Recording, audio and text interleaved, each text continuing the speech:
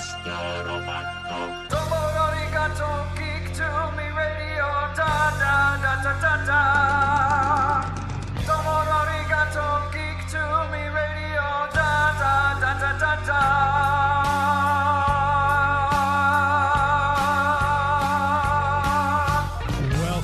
Welcome, geeks and nerds, girls and boys, to another brand new edition of Geek to Me Radio. Tonight, we've got two fantastic guests. Writer Mackenzi Lee will talk about her brand new book, Winter Soldier: Cold Front, based on the Marvel Comics character. Later on, we'll be talking with Hanefalk, a real-life biologist, biochemist, talking about the science behind Daredevil and her book, Being Matt Murdock. Stand by. We're talking TV, comics and movies, and video games.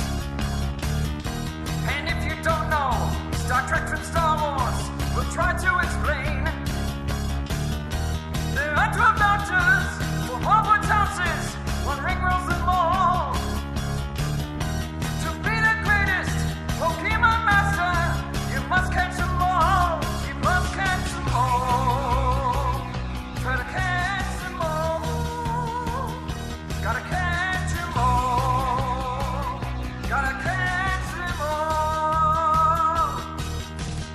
And if you're driving around the greater St. Louis area tonight, hearing us on the Big 550 KTRS, hello to you. Thank you very much for tuning in.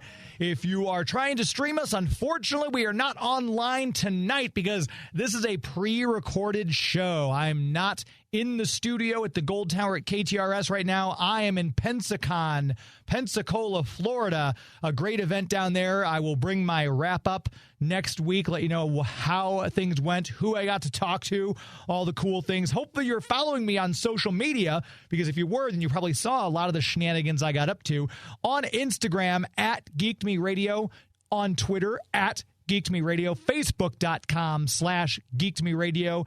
And, of course, if you check out our website, geektomeradio.com, we always try to update you on this cool stuff that we have going on there as well. That being said, even though this is a pre-recorded show, this is not old material. I would not do that to you. I love my listeners, and I'm giving you a brand new show with two brand new guests. You've not heard these interviews before, but I'm very excited to share them with you. Two fantastic people who are in the world of Marvel Comics. Mackenzi Lee, who's a New York Times bestselling author with his great book about Bucky, the Winter Soldier, we all know from the Marvel Comics. And then later on, we'll talk with Hanefalk, who is a biotech engineer, biochemist, very scientific brain, and she got into the science behind Daredevil, his radar vision, how that would work, in a fantastic book called Being Matt Murdock, Being Matt Murdock, One Fan's Journey into the Science of Daredevil. Fascinating reads, both of these, whether you're wanting to get into the kind of more brainiac science stuff, or if you're just wanting a cool story set back in the Cold War era with Mackenzi Lee's book. Either way, these are great interviews that you're not going to want to miss, and they're starting as soon as I click on the other mouse right now. Right now, we're talking to New York Times best-selling author Mackenzi Lee, brand new book out, and if you're a Marvel Comics fan, you're going to want to pick it up. The Winter Soldier: Cold Front. Mackenzi, how are you? Hi, I'm so happy to be talking to you. Glad to have you on the show. I was just thinking to myself when I was going over some research for the interview, I said, boy, you're my third New York Times bestselling author this year. I'm almost tempted to change the format to a literary podcast and radio show.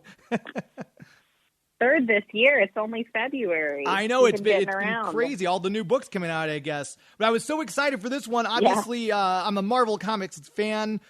With Captain America and Winter Soldier, we got a big taste of him hitting the big screen, obviously, with the second Captain America movie, and then going on forward.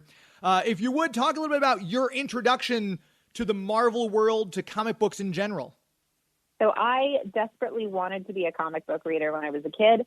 I was sort of a nerd before it was a cool thing to be a nerd, before you could walk into Target and find Marvel stuff prominently displayed on the shelves. So I wanted to be a comic book reader, but didn't know how to be, and would go into these comic book stores and sort of be glowered at by middle-aged men who didn't really want me there, and didn't want to help me learn how to read comic books, that is. And so I would pick up these comic books and sort of be like, okay, so I know who Spider-Man is, but I don't understand why we're in the middle of a story.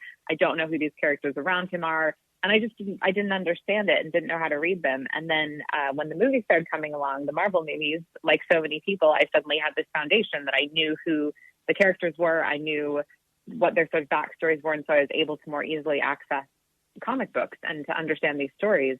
And the first comic books I really got into were Ed Brubaker's run of The Winter Soldier, which is such a great Cold War spy pastiche within a comic book, and drew on so many sort of literary references that I really, really like, while also being this great comic book superhero adventure, and also dealing with really fascinating questions about identity.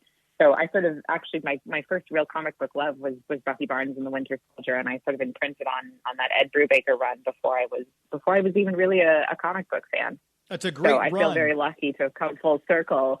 Oh, it's so good. It's so good. I was just thinking the other day, I was like, I really should have reread it before I did all my events, because I'm just going to spend the next couple of weeks just gushing about it. And your last book, you did another Marvel book, obviously before this one, for Gamora and Nebula, Sisters in Arms. When you're doing the books, do you pitch the idea? Do they come to you kind of knowing your background, say, hey, how would you feel about writing a story with these characters? How did that come about? So within the publishing house, they had sort of generated this idea of wanting to do a series of young adult novels about Marvel anti-heroes and sort of morally gray characters that are sort of fan favorites, but don't maybe get to be the heroes of the movies because of their morally grayness. And they wanted to do sort of teenage versions of these characters and see them a little bit earlier in their origin stories than we have before. And right when the project got budget approval and they said, you can hire a writer now, my book, The Gentleman's Guide to Vice and Virtue, had just come out, and somebody was reading it and said, hey, I think this would be a good person to bring on for this project. So it was really tremendously lucky that I was sort of in the right place at the right time. And I sort of expected that it would be, they would say, okay, we would like you to write a book about Nebula and Gamora doing this in this context. Here's the plot.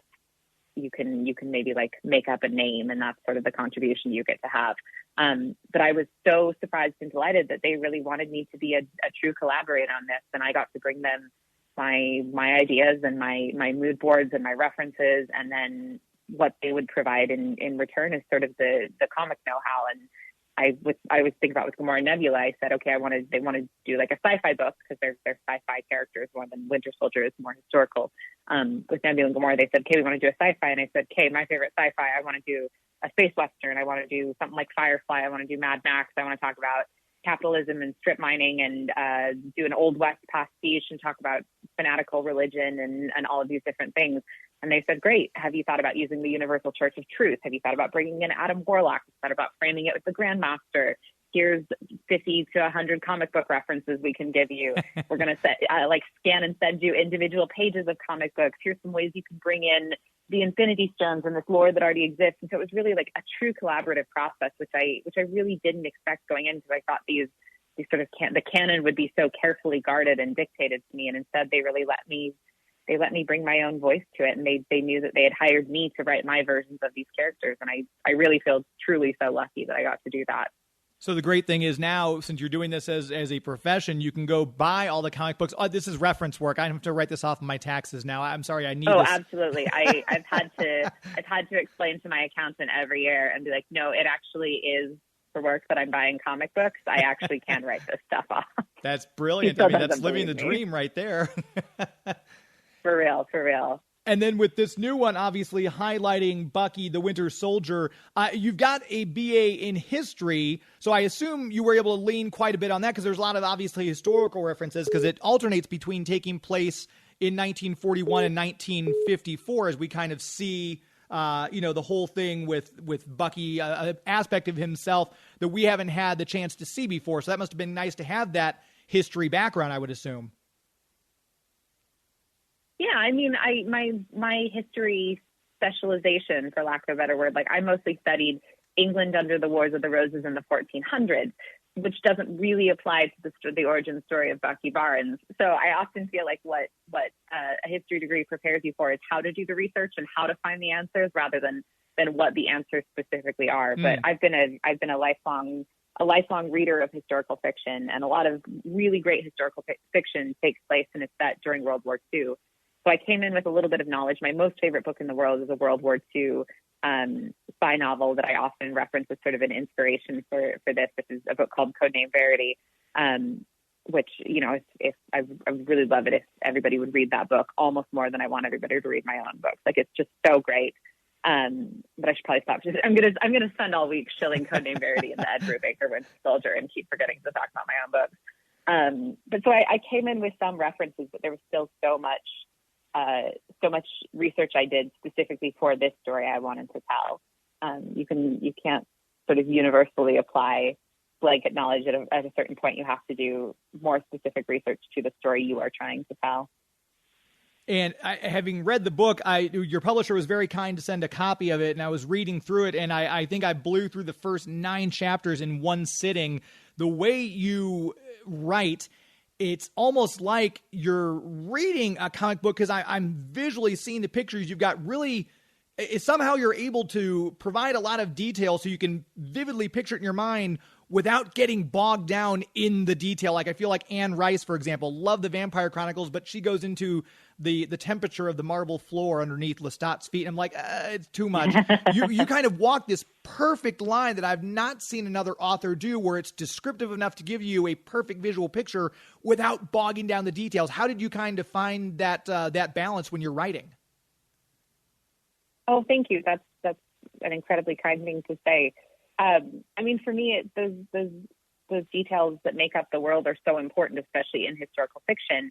But at the end of the day, the thing that makes people come back is not the feeling of the marble floor beneath Lestat's feet. They're interested in the people walking on that marble floor. And I have readers, friends, and my editor and things like that who will come in and sort of pull me back where I'm over explaining. I remember having a friend read an early draft of my book, The Gentleman's Guide to Vice and Virtue, which at the time was too long. And I was like, I got to cut out about 10,000 words in order to make this publishable. And she came back to me and said, I think if you took one line out of every loving description of the palaces and the skylines and whatever, I think you would cut out a significant amount. And she was right. So sometimes it can just be about having someone else come in and being an objective source for you. Because often we're not, it's not even often, it's all the time. We're not objective sources about our own writing. We think that everything we write is precious, and that's why we put it there. And it all feels very essential. And sometimes it just takes someone else walking in and saying, okay, well, actually, we don't really need to know this bit to just help you figure out what's important. And you mentioned The Gentleman's Guide to Vice and Virtue, which you've won several awards for that book. Then you've got ones like Winter Soldier, which you're a fan of the Brubaker one, so I'm assuming it's very exciting to be able to write these Marvel characters. In general, what excites you most about being a writer? And we're going to take a quick pause with that question lingering. We'll come right back. We'll hear the answer from writer, author Mackenzi Lee. You're listening to Geek to Me Radio on the Big 550 KTRS. Please stand by.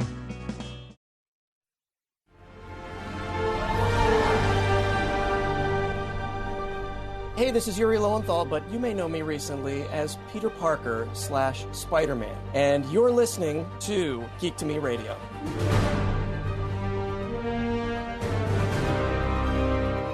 Welcome back to the show. Geek to Me Radio, heard here every Sunday on the Big 550 KTRS. I'm your host, James Enstall. Want to make sure we tell you about our official comic book sponsor, Bugs Comics and Games. Check them out on their website, bugscomicsandgames.com. If you're looking to sell a collection, buy new comics, buy old comics and back issues, need some supplies, you're going to rebag and board your current collection, check out Bugs Comics and Games. If you're in the greater St. Louis area, St. Charles area, hopefully you've already paid Larry a visit right there on Bryan Road. Between, you can get to it from Highway 70 or from the Page extension. Either way, get out there and check him out. They've always got a rotating inventory of new stuff because he's buying stuff all the time. Stuff goes out the door as quick as it comes in. If you're looking to get a rare back issue, he's got an Avengers #4 featuring the first Silver Age appearance of Captain America there in his glass display case that you walk in and it's along the counter there. All sorts of cool stuff. Old games. He's got all sorts of back issues. Dollar books. He's got books priced affordably, but then you've also got, if you're looking for a rare one, chances are Larry might have it. And if you ask him to track one down, he's done that for me before. I was looking for a book. He's able to track it down and get it for me. He's almost like a comic book archaeologist in that method.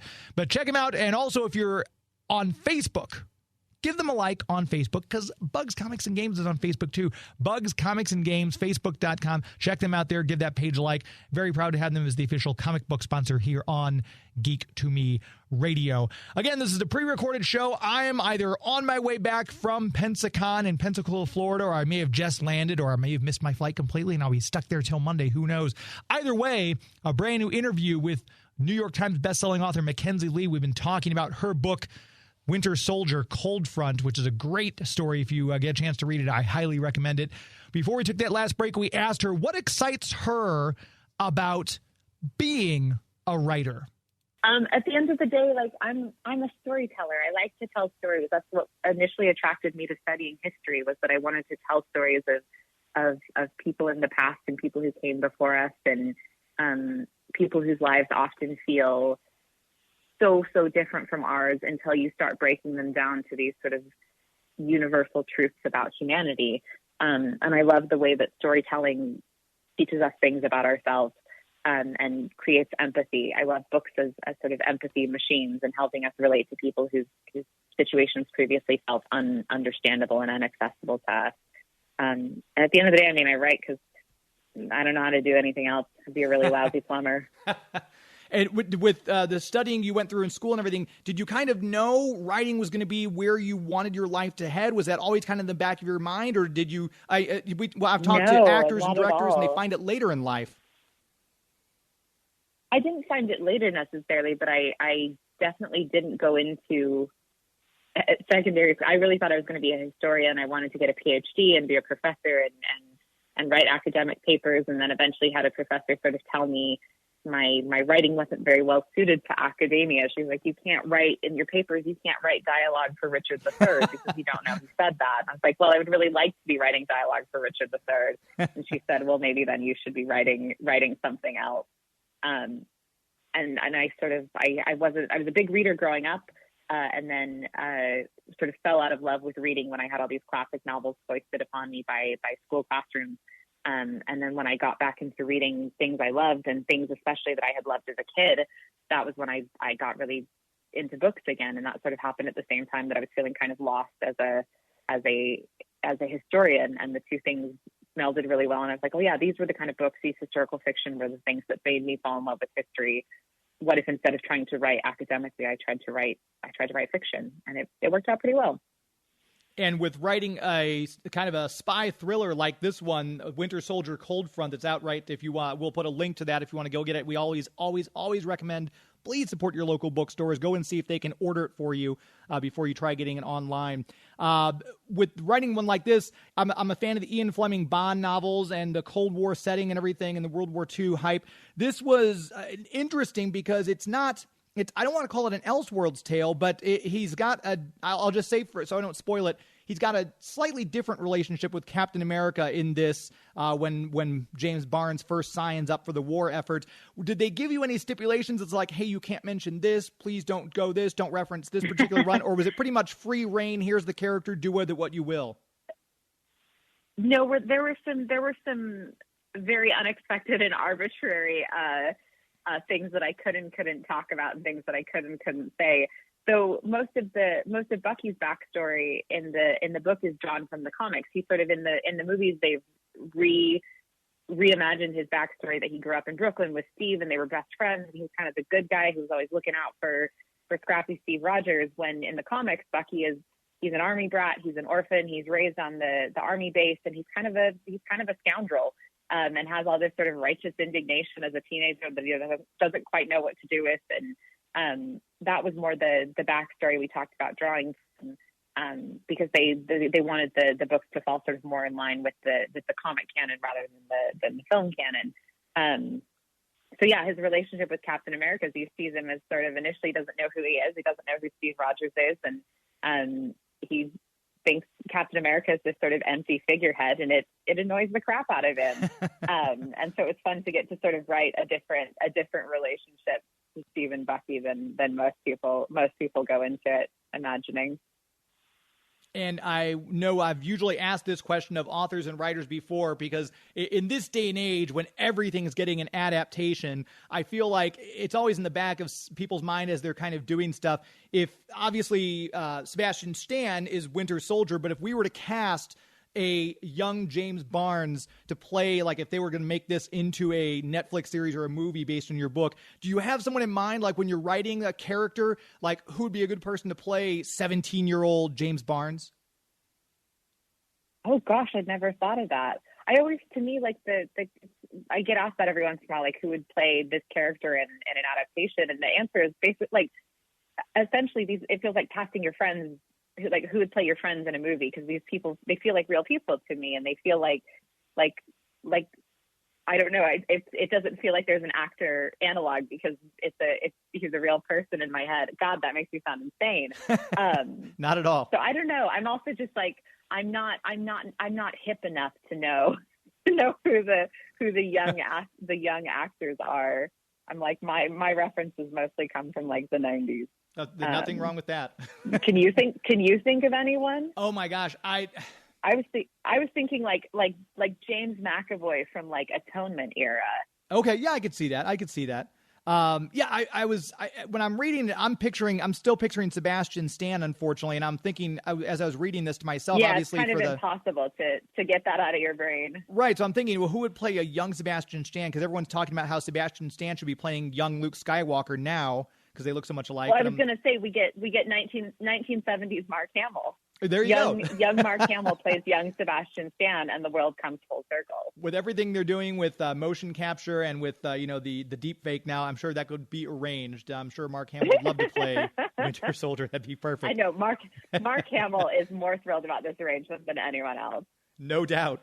And with this being, like I said, kind of set in a Cold War type spy thriller, did you, when you're doing research, because a lot of the places you reference, the chess, the place where they're playing chess, the hall, and they come out and on the street and they're looking for this pub, were they kind of like just general directions of where this place is, or were any of these actual, like the pub they go meet at for when he's getting extracted, was that an actual pub? How did research wise actual places in the book versus just making up some locations? It ends up being a combination, because I tend to get too caught up in the minutia of okay, I have to find the actual pub, and then I have to do the actual directions through London. And at the end of the day, like, nobody cares. And it's not interesting to read about people navigating through a city. What people are more interested in is the feeling of a place and the emotions that go with it. So the pub they go to, in that case, the Red Lion, is a real pub that was used as a meeting place for spies. But I ended up sort of creating a fictionalized version of it. Because I didn't want to be tied into and also too, I think as soon as you start saying like, oh, I'm trying to depict a real place, everybody's got ideas about, well, it actually looks like this, it actually feels like this, it Sure. actually what have you, and that can sometimes pull readers out of the story. So even like the British Museum in the scene just before that, and they're in a real place, which is the British Museum, but in an imagined wing of the museum. So I try and blend real and fake. There's always little tidbits thrown in because I can't help myself, and I think it's fascinating to try and find those real places. But at the end of the day, I'll end up imagining it more often than not, only because I don't want to get caught up in the minutia. We got to keep that good balance, like you mentioned. Understood. And I know we're coming up in the last of our time here. My final question: obviously, a book like this, you've got the research you've got to go into to do it. Between the conception of the book, how long did this one take from when you were assigned to final publication, and what was the biggest challenge in writing this one for you? The biggest challenge was managing the two timelines, because it's half set in 1941, half set in 1954, and managing or sort of plotting how to pace them both out so that things were happening concurrently in each of them, but they still worked independently and had their own sort of narrative propulsion. I'd never done that before in a book, and it was a great challenge, and it was definitely a challenge, but I think it ended up working out really well. In terms of how long it took me, I can't even remember, because I initially signed on to work with Marvel in 2017, and all three of these books feel like they kind of have all kind of happened simultaneously, right? So I wrote 3 books since 2017, but I couldn't necessarily parcel out how long each one took, because they all sort of happened concurrently, and I was thinking about all of them all the time. I don't know if that's a super helpful answer, but. No, it just makes it even more impressive that you were coming up with, 3 separate stories in roughly the same amount of time. That's even more impressive. Wow. I wasn't sitting down plotting all 3 of them at the same time. It was like I would think of things while I was working on Loki that I would sort of shuffle into the back of my brain and be like, that would be a cool thing to use later on. This would be when I was working on Nebula and Gamora, which is it's not 2 timelines, 2 narratives.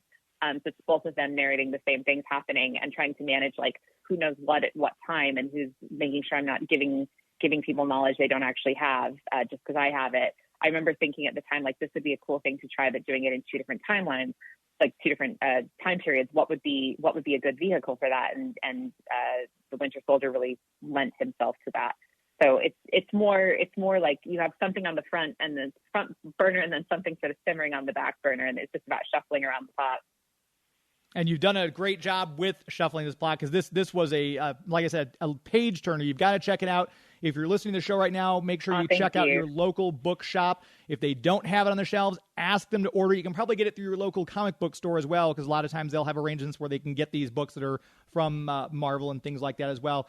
Where can people find you online if they want to keep up with you, find out more about you, website, social media handles, things like that? My website is MackenzieLee.com. My social media is The Mackenzie Lee, which is CHEMACKENZILEE. You can find me there on Instagram. And if you're listening to this after the fact, in the podcast form, scroll down to the bottom of the page. We'll have links to her website right there so you can keep up with everything from Mackenzi Lee. Thank you so much for your time today. I greatly appreciate talking to you, and hopefully we can have you back on for the next Marvel book. Thank you so much for having me. There she goes, Mackenzi Lee. Make sure to check out that book, Winter Soldier Cold Front. A great read, to be sure. We're going to take another quick commercial break. We're going to come back and begin our interview with Christine Hanefalk, talking all about her book, Being Matt Murdock, From Winter Soldier to Daredevil. We're giving you all the Marvel goodness. You're listening to Geek to Me Radio right here on the Big 550 KTRS. Please stand by. This is Ethan Phillips, the voice of Neelix, and you're listening to Geek to Me Radio. Welcome back to the show, Geek to Me Radio. I'm your host, James Enstall. We'll make sure we tell you about our premier sponsor, the Greater St. Charles Convention and Visitors Bureau. You know them from the website discoverstcharles.com. That's Discover St. Charles. Lots of cool things always happening over there. Check out the website to see if there's a music event or an event at the Foundry going on. Like we've talked about the past couple of shows, they've always got something fun happening in that area. Great restaurants, great shops, a lot of cool things to see and do, especially with the weather getting warmer. It's only going to get busier out there, so it's a great time to go check it out, get acquainted with the area now, so that when you do come back in the summer, you're like a pro. You know exactly which shops you want to hit, which restaurants you're going to stop at for lunch, where you're going to go and explore on that particular day. Cool time for the whole family. Come check out their Legends and Lanterns event. If you're a Halloween fan, if Christmas is more your thing, Christmas Traditions is coming up again. It'll be here before you know it. A lot of stuff going on in St. Charles. Always a good time. And for everyone, we encourage you to go check it out, whether you're from out of town or locally, right across the Blanchette Bridge there in St. Charles. Main Street, all sorts of things to see and do. If you want to have a good time, check them out, whether you're near or far. Start with the website, discoverstcharles.com. Again, discoverstcharles.com. As we always say, it's an historically good time. And with that, we'll go right to my next guest. Right now, we're talking with Christine Hanefalk about Being Matt Murdock, one fan's journey into the science of Daredevil. And when I found her on Twitter, I said, this is fascinating because obviously Daredevil, a very favorite character of mine ever since the Frank Miller days. It got his own Netflix series. And you always see in Marvel Comics, Stan Lee and whoever the artist would be would write out how Cyclops' visor works and how, the idea of Spider-Man's web shooters will work. But the science, the physiological science behind Daredevil's radar sense, that's something that Christine has explored in her book. Christine, thanks for your time today. Oh, thank you for having me. This is my favorite topic. So now, as you can tell, how did you come across Daredevil? I should start by saying you've got your education. You're a biotech engineer, correct? That's what you went to school for? Yes, that's what I went to school for. And then I've done a bunch of other things besides that, but that's what I went to school for. And so that was just science naturally is something that's fascinating to you. And how did you stumble across Daredevil of all characters? Well, I mean, it was actually, it's a kind of story that a lot of, I think, new or like newish Daredevil fans are hesitant to give. It was actually through the movie. And I'll just give you some background on that. I'm Swedish, born and raised in Sweden. And as a kid, I read whatever superhero comics were around. And usually just Superman, Spider-Man, a few of those that were actually translated into Swedish. And I love the genre. I love, superhero comics, and I like He-Man and Star Wars and Star Trek and all that kind of thing growing up. So I was kind of into that. And but Daredevil was one of those characters that he had like a shortish run, like in the mid '80s during the middle run, that was actually translated into Swedish. But I don't think they ever sold that in the supermarket or anything. So I pretty much didn't know that Daredevil existed until the movie came out in 2003. And then it took me another couple of years to I rented it. It didn't even go to the movies. I rented it on, I think it was DVD at this point, but it was, back when you still rented movies. And I rented it and thought it was kind of like, oh, okay, interesting. But I, didn't really click with me at that time. And then I think it was on TV like a year or two later, around 2005. And it's not objectively a great movie, but there was something about the premise of the character that really, really appealed to me. And I then found manwithoutfear.com, which is run by Kuljit Mitra in Toronto. And I was kind of reintroduced to just reading comics in general as an adult. I mean, I was almost 30 years old at this point. And I just realized that there are all these like other grown-ups who are into comics and are into Daredevil. And I think within a few months, I had read pretty much everything Daredevil had ever appeared in. Wow. And it's become this kind of, I'm not actually a naturally fanish person. So Daredevil has always been like the one thing for me that I just kind of devoted myself to entirely in terms of just kind of hobbies and interests. So I started my my blog in late 2007. So I just turned 15 years old as a blogger. And I've been kind of writing and thinking about Daredevil ever since. So the idea for this book, though, came about, I want to say about 10 years ago, because of my educational background and my kind of interest in sort of the neuroscience, like what happens when you lose a sense, that kind of thing. Mm-hmm. It became kind of a natural fit for like my other types of interests anyway. And I started writing more and more about that on my blog. And I also noticed that it actually, I was afraid that I was going to bore some people, or it was going to be like, I was going to become, come across as too nitpicky or, things like that. But my readers really responded to it. I always got a lot of comments and encouragement to keep going. And after I've been doing that for a while, I, just got this thought in my head that one day this is gonna have to become a book at some point. Mm-hmm. But it's been a while since. So with looking at it from that standpoint, you've obviously, like you said, researched what happens when someone loses a sense. Obviously, it was comic book fantasy, so it's the radioactive chemicals that were splashed on Daredevil, on young Matt Murdock, when the trucks crashed, that caused him to do this. Much like a radioactive spider is probably going to kill somebody, not actually give them the ability to crawl walls. So it's probably that same thing, but it's that mix of the chemicals. But obviously, when someone loses a sight, their other senses do become heightened, mostly because they're relying on those mostly now. Is that correct? Yeah, I mean, it's kind of, and it's an interesting mixed bag of things because, and I do have, a lot of them, or I was going to say the later half of the fourth chapter in the book is about, sensory compensation as a topic. And so there are areas where if you take like blind people as a group, which is already kind of difficult to nail down exactly who that is, because it's something that people vary so much. And like, was someone born blind? Are they completely blind? Or if someone becomes blind at an older age, it may not apply. But if you take, like, say, a group of people who have been blind since, say, early childhood or young adulthood, and you compare them to groups of normally sighted people, and you look for differences, then yes, you will find some. But they're kind of, I mean, it's more like, it's a real it's, the concept is real. It's a real phenomenon. But Daredevil, of course, is like a kind of the fantasy version of that phenomenon. Right. So, I mean, in reality, it's kind of marginal. But I mean, it mostly boils down to kind of what the brain is doing, and again, also kind of how.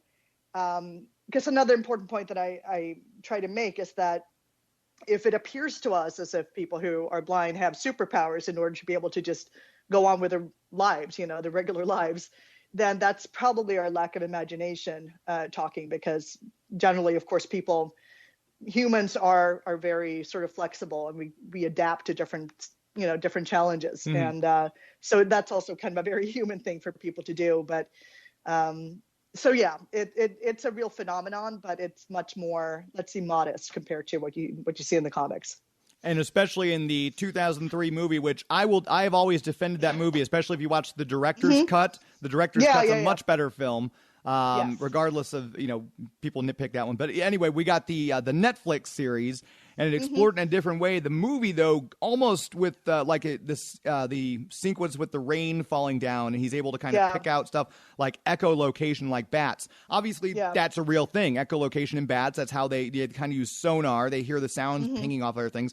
So they kind of combine that a little bit with, like you said, sensory compensation to give the kind of idea of what Daredevil does. Right. I think the movie is interesting because it's very specifically, I mean, at least what they're going for is to have the quote-unquote radar sense be strict echolocation. But of course, they're not perfectly strict about it. I mean, I remember there's one scene in the movie where there's they have that visual effect that they do, the kind of bluish tinted thing, where I think where Matt is at the party where he meets Elektra for like the second time, and it's the special effects filter has like smoke from somebody's cigarette kind of bounce off of Elektra's face. And I mean, I don't really need to point out why that wouldn't work, I don't think. But I mean, so they do take, liberties with it. And I think it's also, it's interesting to see how they visualize it in different media. Like I've been kind of a critic of the World on Fire effect too in the show. And I think the special effects filter from the movie is actually slightly better, but it's got its I mean, inconsistencies and sort of like, illogical bits to it also. And I should mention, too, that being Matt Murdock, the audio version of say the audiobook version, that just became available recently. I believe we were talking earlier and you said you just finished recording the entire thing, so it's out and available? It's out and available right now. It's available on Spotify and I think Google Play. And the way that works, I mean, just, self-publishing this book. And I mean, it was a deliberate choice on my part to self-publish because I already had a bit of a platform. And when you're new in the market, they're going to have you do all the marketing for your book anyway. So might as well go straight to the self-publishing route, which is, much, much easier these days and becoming more popular. So yes, I've gone that same route with the audiobook as well. And I've recorded it myself. I've edited it myself and it turned out pretty well. I'm pretty happy with it. But then what happens is like you go through the process of uploading it through these different distributors and they will distribute in turn to all of these different vendors that most people are familiar with. And they don't appear, available everywhere at the same time. So I'm thinking Audible is going to be like in 2 or 3 weeks or something. And it's going to pop up eventually within the next month. It's going to be pretty much everywhere where you would normally look for an audiobook. So yeah. And I'm wondering, so obviously, like we mentioned, the biotech engineer, you've studied this, you've got Daredevil on the mind. When you're watching something, because I know the one that springs to mind is Morbius, which is not a great movie, but they also did things with the echolocation. So as a scientist, are you able to kind of shut that part of your brain off and just enjoy a movie, or are you sitting there going, oh man, not only was the acting bad, but they got all that scientific stuff wrong? So we're going to get that answer to that question in just a moment. But I want to make sure we tell you about our new sponsor that's come on board, Steve's Hot Dogs. If you're a fan of The Urge, you remember Stevie Wayne, the frontman, he's got a hot dog place he opened, I think, 2011. So it's been at it for more than a decade. I've been there several times, and he's got all this Star Wars memorabilia in his shop. It's a great place to go if you're just looking for a classic hot dog, but he's got different twists on hot dogs as well. Hawaii 5-0 dog. They even have a veggie dog if you're a vegan. That's fine. Steve will hook you up with a great hot dog there as well. They do catering. If you've got an event coming up, I know a lot of, you've got graduation coming up here soon, right around the corner in May. There's all sorts of reasons why you might want to have a catered event. Steve's Hot Dogs. I mean, go to a local business for crying out loud, and that'd be a great way to be something fun for a corporate or a private event. You can check out one of their locations, and my executive producer, Joey V, would just tell me they've got a place down there at the new soccer park. So if you want to go down there a little early, grab a couple dogs before the game. That's a great idea as well. Check out the website, Steve's Hot Dogs, STL.com. We're going to have some promo codes pretty soon that we'll be able to hook you guys up with so you can get some discounts on your dogs. That's nothing better than saving a little money while you're being well fed. Once again, the website, Steve's Hot Dogs, STL.com. Very glad to have them on as a brand new sponsor here on Geek to Me Radio. We were talking with Christine Hanefalk right before we took that little quick break to tell you about Steve's, and we asked her about being a scientist. Can you shut your brain off and just kind of enjoy a movie when you're watching something like Daredevil or Morbius, or is that kind of impossible to do? That was just awful. Yeah. No, usually it's I can shut. I mean, the thing is, when you have a character that, I mean, let's go even further than Morbius. Let's look at, Doctor Strange or something like that. Mm-hmm. There's this class of characters that, I would describe as sort of magical characters. Like, we're not expecting anything they do to actually make sense. Mm-hmm. And you can kind of set that aside and just kind of enjoy it. And even, if you look at the comics, there's like, I think it was during Peter David's like X Factor run many years ago that I kind of fell in love with, like the Multiple Man, Jamie Madrox. Yeah.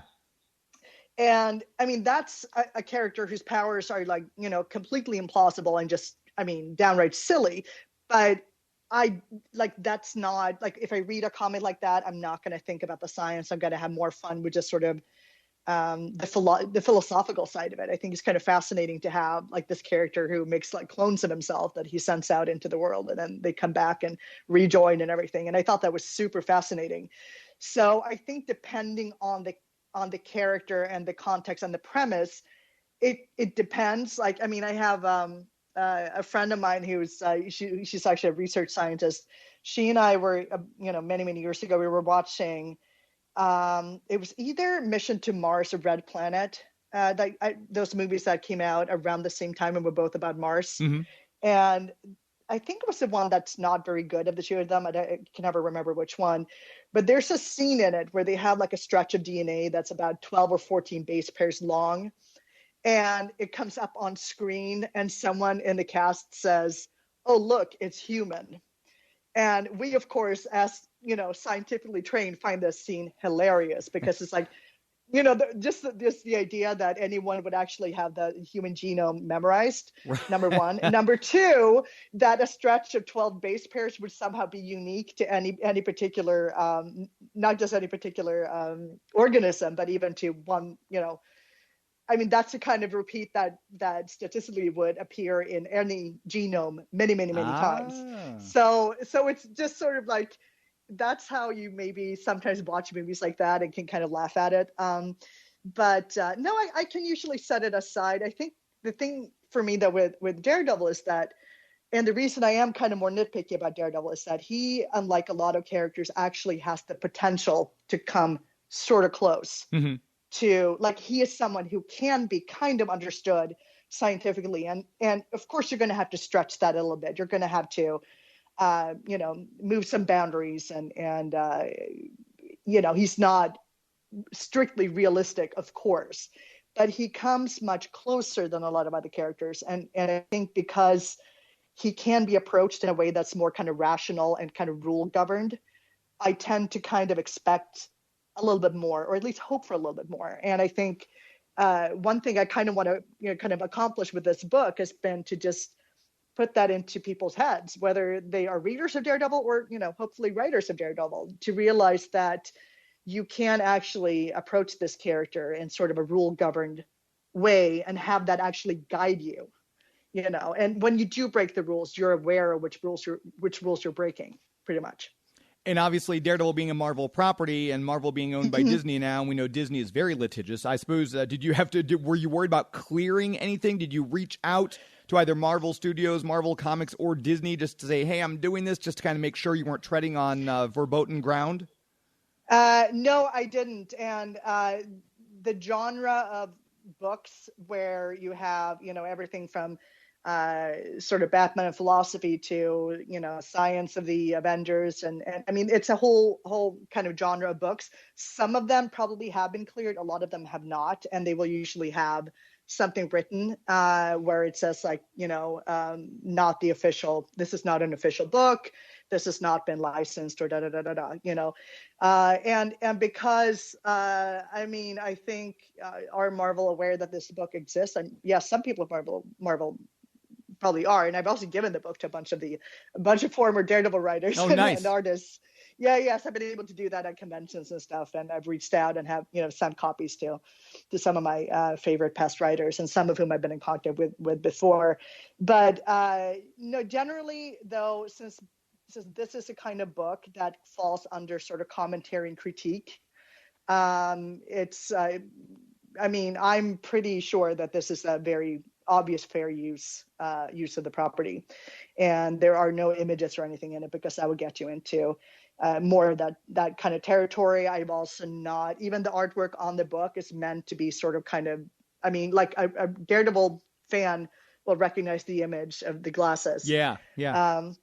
Which is, by the way, that piece of art is by popular in the Daredevil fandom artist Mugigi. You can find her on Instagram and Twitter and all those places.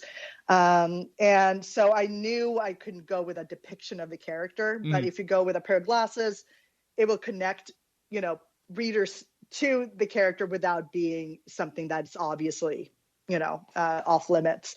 So I've been sort of like conscious of it, but I also, I can't think of any, fair use wise, this is a pretty clear case in my mind of fair use. So. And you mentioned giving the book to writers and some of the artists and everything.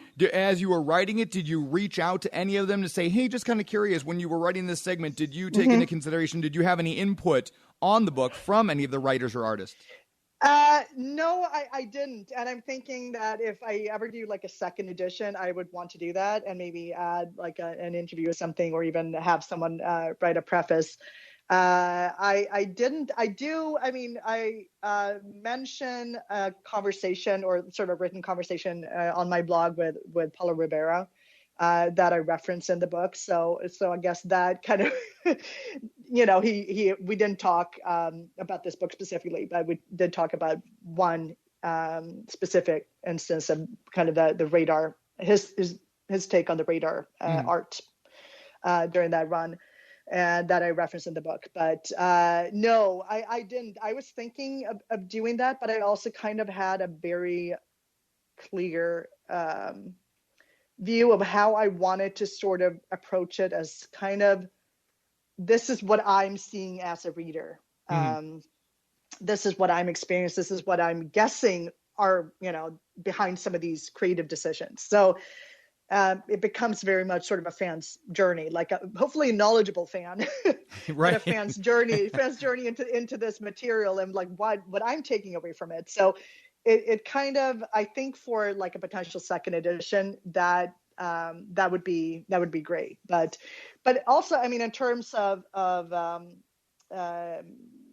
also kind of what this book is about. Large sections of the book goes pretty heavily into the science. So there are several chapters where, of course, it all connects back to Daredevil. But I feel like in order to kind of run this thought experiment along with my readers, I do need to go pretty deep into the actual science of it. So, and that was also kind of a risk that I took. And I did have a professional editor work with me on the first draft, and it was kind of after talking to him and having him come back with comments that I decided to, yes, it's okay to lean into the science. I was telling my friends that, what if there's too much science in my science book? But after hearing back from him and how he felt that those sections were very, very interesting and well written, I felt like, I'm just gonna I'm just going to go ahead and trust my readers to be into that. And if they're not into it, you can skip those chapters, honestly. But I did want it to be like where I kind of like, we're going down, we're going to the cell membrane, we're going into the nervous system, we're doing all these things. We're looking at the physics of sound and light and whatever. And then we kind of work our way from there back into kind of the comics in order to kind of make a distinction between sort of what's physically impossible, what's biologically impossible, how could you kind of, and, how could you sort of whittle with some of these things, or wiggle rather, sorry. And that's, so that's another thing that this book's about. And I also want readers to maybe learn more about how their own senses work as well. I think it's something that, I think I'm a fairly kind of philosophically minded person. And I do think about these things all the time. And like, what is reality? What is consciousness? All of those things. So I think just from that point of view too, it's just such an interesting topic. And I think Daredevil is an interesting character too. We can use him to learn more about science. Then we can use science to learn more about Daredevil. So it kind of works both ways. So that's how I've been approaching it. And obviously, with comic books, I've been a reader since I was in grade school, and you see comics becoming more and more realistic. People, obviously, we have Google now. We can look up and go, well, that couldn't happen. And people looking up how things would work on, was this actually a thing?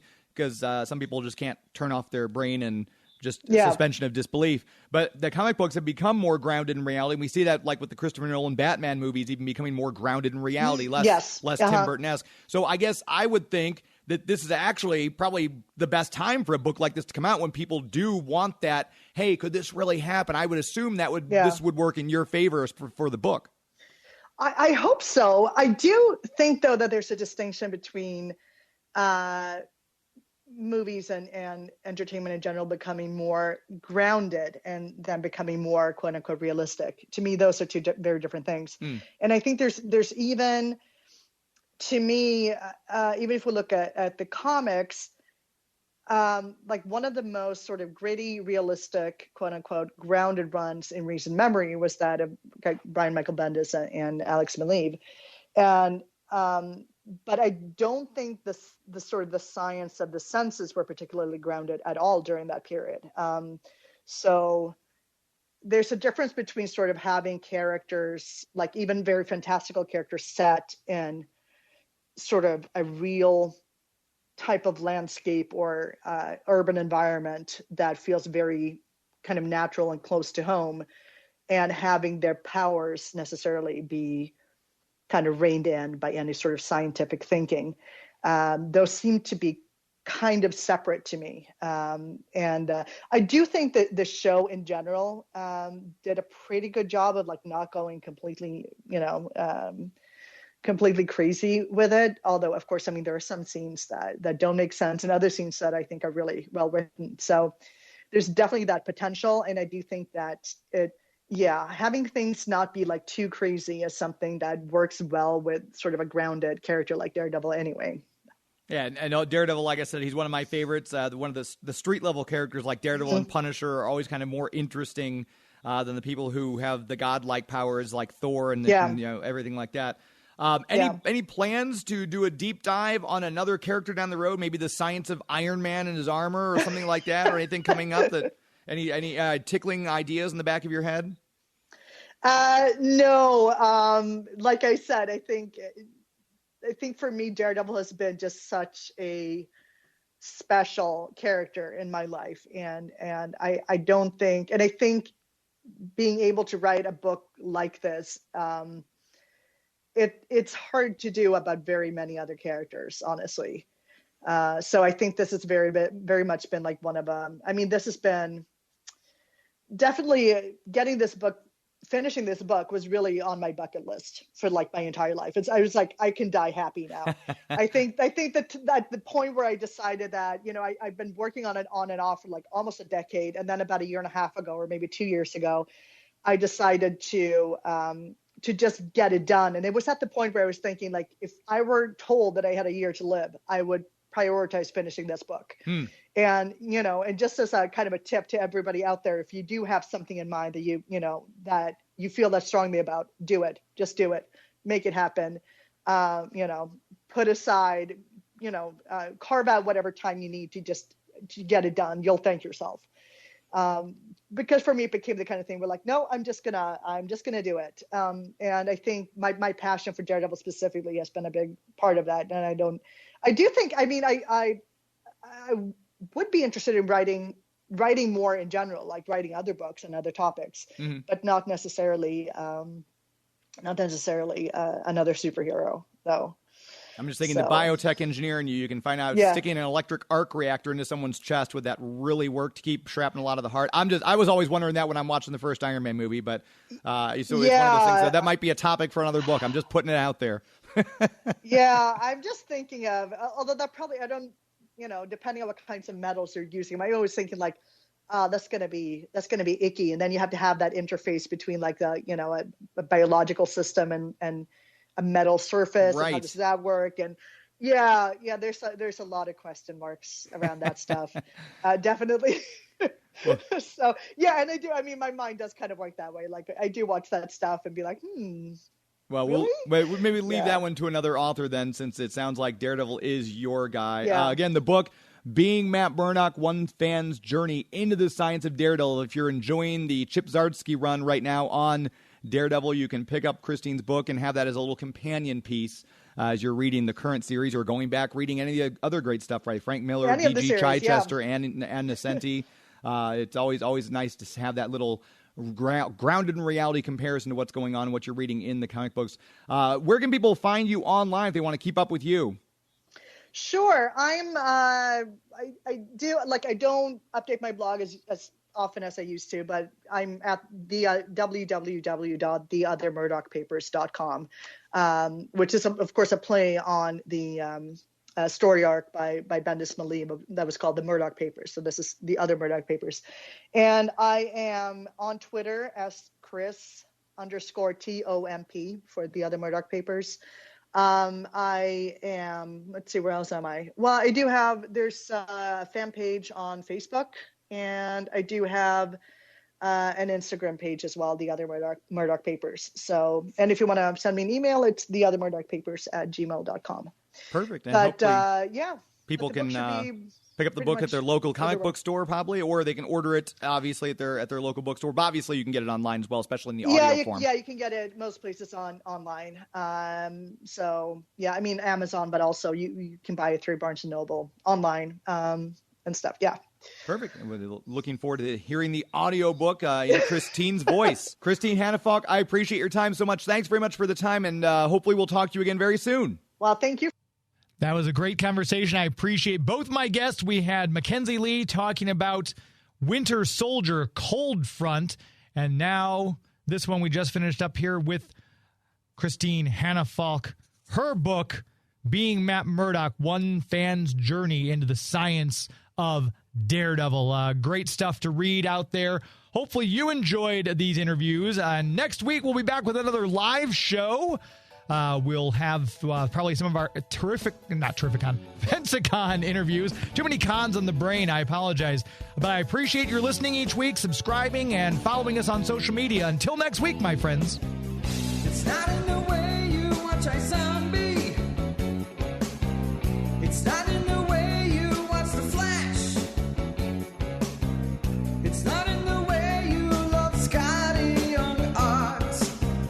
It's not in the way you play Mario Kart. It's not in the way you look when you make Game of Thrones references. That's our show. This is Geek to Me Radio. That's our show. This is Geek to Me Radio. Thank you, Hell's Kitchen. Good night.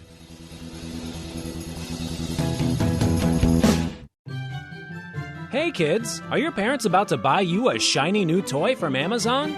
Hi, I'm Chucky. Wanna play? Well, don't be selfish. Share some of that money with us. Before going on Amazon, make sure to type in bit.ly/geek2me in the web browser. It will look just like Amazon.com, except it'll say Referral Geek to Me Radio up top. And then when you check out, a tiny percentage will go to support the show without costing you 1 cent more. So before your parents get you that gizmo, gadget, or widget, make sure they type in bit.ly/geek2me in the web browser. Bit.ly/geek2me. Bit.ly/geek2me.